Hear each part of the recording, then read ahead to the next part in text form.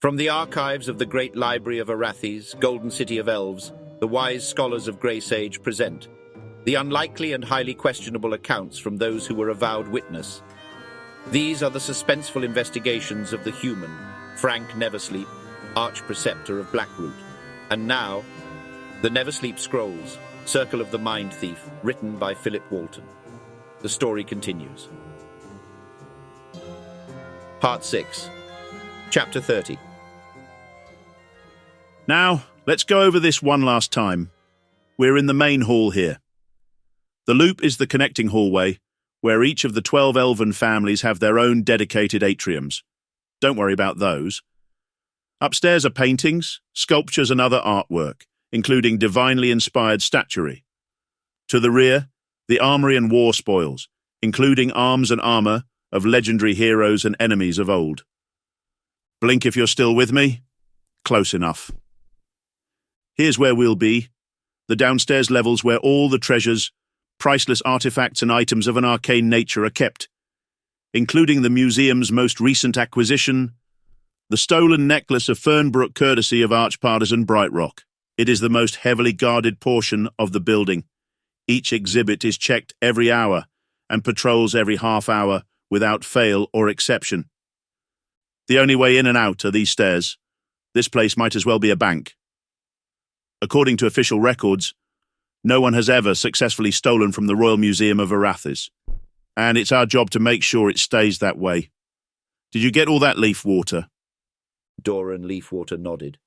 His face must have shown how completely lost he was, because Guard Sergeant Summersbane fixed him with a skeptical look and then shook his head. This ain't dwarven engineering work on the main lift, Leafwater. It's guard duty. I'm sure you'll figure it out. Summersbane barked and gave his bristly moustache a tug, an unconscious habit Doran noticed about this imposing and unpleasant half-elf, then turned on his heel and marched briskly towards the stairs. Or your mother can land you another choice job somewhere else. Doran heard him mutter under his breath. Doran was still taking in the impressive main hall, which featured massive carvings of the first 4 monarchs of Samati, and one of the original ballistas used to fire giant arrows down on the invading human army in the famed elven defense of the city centuries ago. It looked in surprisingly good shape, possibly even ready to fire, with a wicked-looking barbed shaft already loaded in the trench. Leafwater briefly imagined himself up there all those years ago, sighting in an ugly human and sending a bolt down to crunch through armor, flesh and bone. Suddenly realizing he was alone, Doran turned to see the sergeant wasn't waiting for him and was already starting down the stairs. He scampered to catch up. Doran Leafwater, former lieutenant of the Arathes Partisans Blackroot district, was now in his new role as guard, 3rd class, Royal Museum of Arathes. His training supervisor, Sergeant Summersbane, enjoyed being a monocratic blowhard living vicariously through the history of his betters and their artifacts around him. Nevertheless, Doran was finding this position more to his liking. At least he no longer had to deal with the insufferable Hob, nor that equally repugnant preceptor who somehow managed to bring calamity in his wake wherever he went. He took an unfair share of scrutiny after that deranged elf, who was in custody already for a crime, was killed under Doran's watch. Then proceeding the incident with the 2 shadowhounds, which he was very nearly killed in, and no one else seemed the least bit sympathetic. Half of them didn't even believe him. Doran decided he needed to find a different and much safer line of work. There were aspects of the partisan service that he did enjoy: the instant and unquestioned authority over others, the stylish uniforms, a presupposed respect for him as an individual with any he encountered. This last bit was probably the most elusive still. Nevertheless, Doran found that being a guard would still cover the aforementioned benefits, whilst giving him the calm assuredness of patrolling a quiet, dusty, unfrequented museum. No one cared about history anymore, it seemed. This, he found, was actually much preferable than being a partisan and all that tolerating annoying humans with their pointless, needy calls for help all the time. A change in occupation had been warranted for another reason, which Doran was unwilling to discuss with anyone else. He had become a laughingstock and a target of ridicule, after a completely understandable loss of bowels reaction to his near mauling by underworld demon dogs. Certainly anyone in that position might have done the same or worse. Nevertheless, he was unable to regain authority amongst his subordinates after that. Doran had to once again call upon the most powerful and formidable resource at his disposal: his mother. This was an indignity nearly equal to his accidental trouser soiling, but if he ever wanted to be taken seriously from his peers ever again, it was something he would have to endure. And given the way she relentlessly gnawed at him after he made his quite reasonable request that she use her influence to find him another equally or better job, Doran wondered if there wasn't a hint of the hellhound in her as well. But in the end she came through for him and ear-pulled amongst her social circle until she secured him this choice spot on the guard staff. Granted, he had to take a serious demotion coming in, but considering the abuse he had to endure as a lieutenant partisan, having less responsibility was far better. The job itself was as untaxing as one could possibly find anywhere in the city. Perhaps only the attendants to the monarch's silver tree in the summer palace had an easier job. Doran's duties included walking the length of a hallway twice an hour and enduring the insufferable prattling of a self-proclaimed historian supervisor.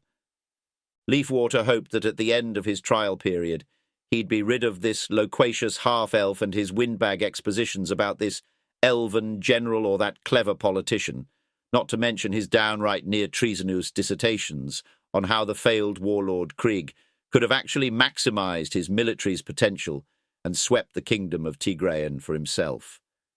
As if anyone in this realm or the next could have withstood the extra-worldly intervention of a deiform celestial in battle. Doran found it best to make noises of agreement and wait until the storm of mule sloss abated. Then he could get back to his own thoughts of where he might eat at the end of his shift, or when it might be suitable to approach Lady Bellspire about a potential courtship with her sixth daughter, Sifanian. While she did bear that distinctive, overly large, pointed nose and fierce brows that some uncharitably dubbed her the egret of justice, Doran felt like he could overlook these superficial exterior matters to really get to know the dull and humourless person she was inside. It was certainly preferable to living with his mother, even in spite of what his friends had hurtfully suggested that he'd essentially be marrying another version of her. What did they know? They were jealous because he had prospects of marrying above his station. They should all be so lucky. Doran caught up to Summersbane at the bottom level of the museum, wrapping up some mindless prattle to himself. Perhaps a retroactive critique of how Tiamat the nine-headed dragon could have bested the giant, Grom, and kept the world forever plunged in endless darkness and chaos. Which is why we never venture into that corridor, unless you want to be dead. Did you get all that, Leafwater? Summersbane snapped, turning to find Doran dutifully beside him. Got it, sir! Doran lied. Whatever the half-elf had been going on about, he'd probably pick up eventually, or, more likely, never really have to deal with. It was best to placate the sergeant until he grew tired of lecturing. If it really mattered, the sergeant was sure to repeat it many, many times. Doran glanced down the hallway where orderly rows of busts and pedestals all bearing magical artifacts were kept. They glittered or gave off faint sheen under flickering light of the torches in sconces on the wall. This it then, sir? Greatest public display of magical items anywhere, Summersbane boasted. Go on, have a look. Doran walked down the corridor amongst the surprisingly prosaic exhibit of magical or cursed artifacts on display. Each bore a placard with a mundane explanation of why it was present in this collection. A large jewelled necklace was noted that kept its wearer young in appearance. An enchanted coin pouch that magically retrieved any coin taken from it. A brass cube with arcane writing that is said to be a doorway to a world of monsters. An ordinary pipe whistle is rumoured that if you play it, every rabbit in the forest would come seek you out. Further down there was furniture, mirrors, and even the silhouette outline of a statue of a woman. It made Leafwater wonder what impish inclination possessed wizards so they would create such strange objects. What if people try to touch them? Doran asked, knowing immediately from the sergeant's expression that it was a dumb question, but one he answered more often than any other. If someone's got wandering fingers, ho, what do you think? What do you imagine happens? Maybe you'd like to try it and see. Go ahead, Leafwater. Take the ring right there. It'll make you strong as 5 men. Go on. I won't bark. Whatever this pedantic exercise was, Doran Leafwater was already disliking it, but he also knew the sergeant wouldn't let up. Doran slowly and reluctantly reached out. He could see nothing there between his fingertips and the item, but before he could touch the ring, a thin wall of energy appeared, sending a lively jolt up his arm. Doran jerked his hand back as Sergeant Summersbane cackled. Warding spells on each one. You should see the sparks fly when the society elves bring their little gooey-fingered brats in here. Ho, got to pinch yourself to keep from laughing, I tell you. Doran did not find it amusing to be shocked and then laughed at, but he supposed that answered more of what he was really interested in. Could someone walk up and steal one of these items? If he was supposed to be guarding them, how difficult of a task was this going to be? Would Doran be constantly having to keep an eye on each tiny bauble or trinket? That seemed maddening. He was relieved that the museum did employ the latest and most secure methods of keeping valuables from theft. As far as Doran knew, warding spells of protection could only be defeated by a powerful wizard. With that concern out of the way, something the half-elf had said bubbled to the surface of Doran's mind, perhaps by virtue that it happened in the district where he formerly served, and it would hopefully distract the boorish oaf from his continued mirth at Doran's expense. "Sergeant, so what's this about a stolen necklace? Was it the one that was nicked by a Lindblood woman and her kobold in Blackroot? I used to work there, you know." "Ah, so you have been paying attention." Summersbane smiled, equally pleased and impressed. Inexplicably, Doran found himself warmed by this man's approval. The sergeant leaned in and began to whisper conspiratorially, despite the fact that there was no other guard in view or within earshot. "But you've got the details all wrong, my boy." Summersbane continued in an excited tone. "So, as I hears it, old Lord Fernbrook takes up with this half-exalted mistress, sparks and sorcery. But the old long toes ain't good enough. Can't keep the points of his ears up, if you follow my trail. She's got a wandering eye, and an inferno between the shanks. Ha ha! So the mistress catches an eye for their dimwit kobold servant, if you can believe that. She tricks the little glob to steal the Lord's family treasures, so as they can abscond to distant shores. The partisans catch up with them in a love nest at the lighthouse tower, and there's a wizard's duel like no other.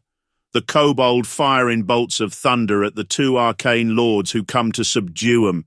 They hit him with spell after spell, but he's got to be possessed by a warlock spectre or something. Finally, they go with the heavy old magic that they're not even supposed to use. But this kobold won't go down. They combine an explosive flame spell with an arcane blood retraction, and boom! Chunks of kobold go flying everywhere. The lady half-exalt sees her lover die right in front of her and spattered in his gore and goes completely mad. She tosses herself right out of the tower onto the jagged rocks below. 2 young lives meet a violent end, all because of the necklace. "A kobold used magic?" Doran asked. "He was one of those trained ones," Summersbane replied after a pause. "Astounding," Doran admitted. He was aware that a small portion of what the sergeant had said was most likely a fabrication, but still a compelling yarn nonetheless. "And so the arch-partisan himself comes in with the necklace and tells us it most likely belonged here in the first place, and we were to keep it secure," Sergeant Summersbane said with no small amount of bravado. "And we've got it on display," Doran said, awed. Bran's bond. Summersbane drew a circle over his heart and tapped 3 times.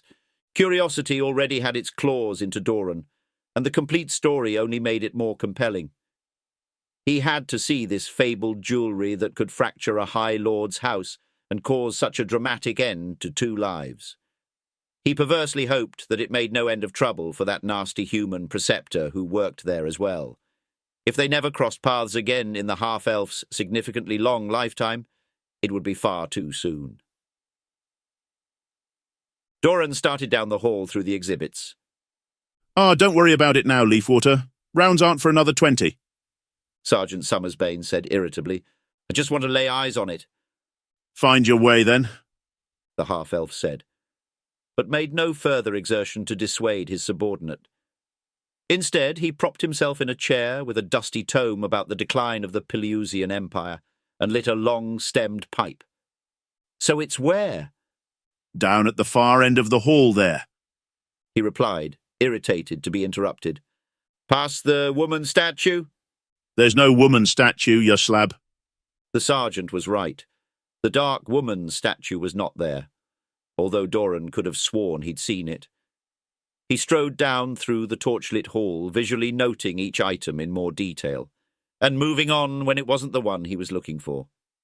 Then he arrived at a polished stone bust in the shape of a disembodied upper torso without a head. There was no placard or signage for this item. For a long moment, Doran wondered what kind of cursed or magical artifact this marble section of a body might be, until he realized, upon seeing more identical carvings, all proffering necklaces and jewelry, that it was merely a display bust. This one seemed to be set up to display something, but whatever that was, the necklace in question wasn't here. Sergeant! Doran Leafwater called down the corridor. Are you sure it's supposed to be here? Ha-ha, Leafwater. Summersbane called without looking up from his book. You make the same jest that every greenie recruit does in their first week. Oh, something's been stolen. Help. And expect me to jump up and come running. Try harder, you're preferable. Doran registered the use of the elven pejorative for one who used nepotism to secure a good position. An infuriatingly accurate offence, but one he had nor could have any rebuttal. Indignity, Doran acknowledged, was to be his lot for the time being. You don't care, then? Doran called. What if it was actually stolen? Don't be daft. Now if I have to get up and come down there, pray to Mersey that you are correct, Leafwater. He shot back, tugging so hard at his moustache that Doran expected it to come off in his hand.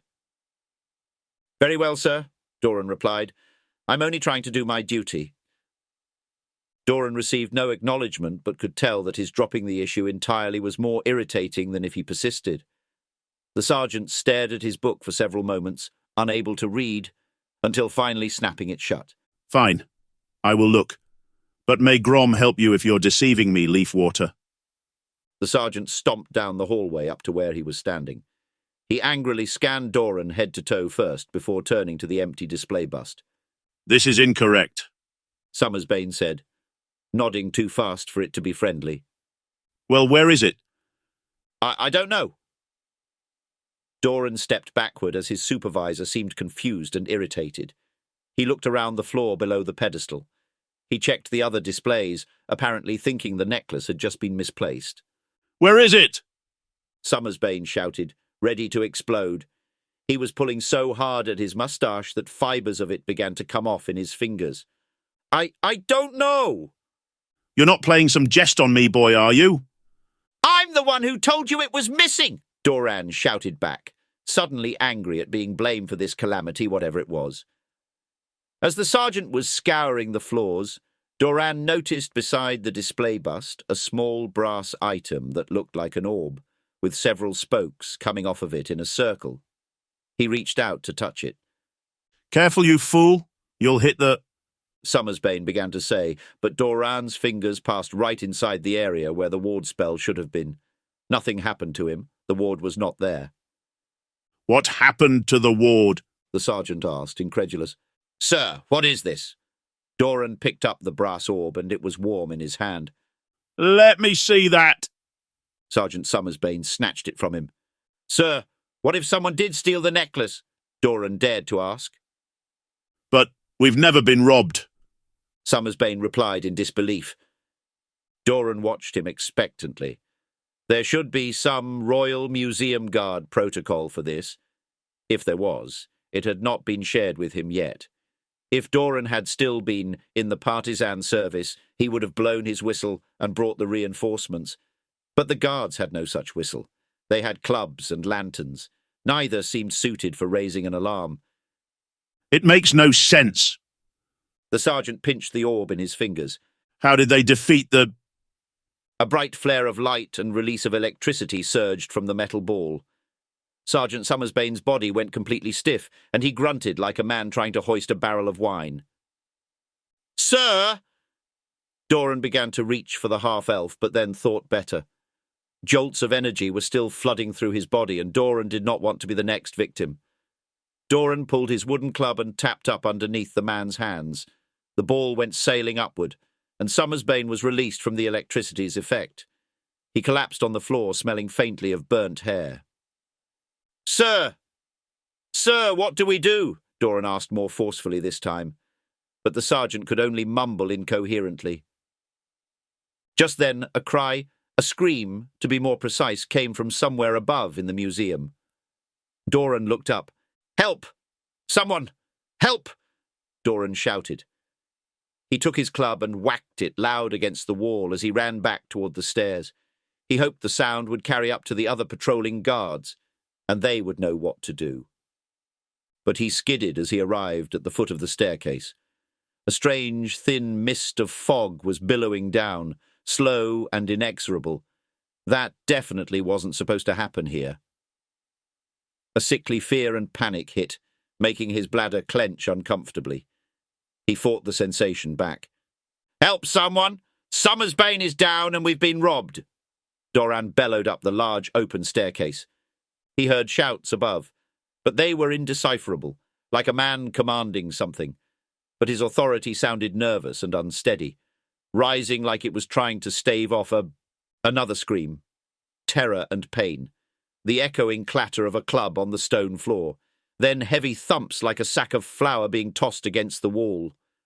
The man's cries became faster and more urgent, then stopped very abruptly. "Someone's up there," Doran realized in sickening fear. Someone or something. His mind conjured images of the Black Hounds. Maybe they were back and coming for him. Doran turned and looked around for a way to escape. Of course, this was the museum, and there was no other way out. "Sergeant!" Doran looked down the hallway and saw his sergeant was still lying on the floor, moving weakly. Someone had to do something, Doran thought. But who would catch the thieves? Who could stop whatever was happening in the floors above? Who could save him? But then a strange calm settled over him at the realization. No one was coming. No other person or force would sweep in to protect him from this. The only one who could do anything now was him. Doran Leafwater. Then a resolute voice inside him said, "Live or die, you need to do something." "Don't worry, sir, I'm going for help," Doran said. He gripped the club and raised it. Charging forth through the mist, Doran Leafwater ascended the stairs and into that unnatural, creeping fog.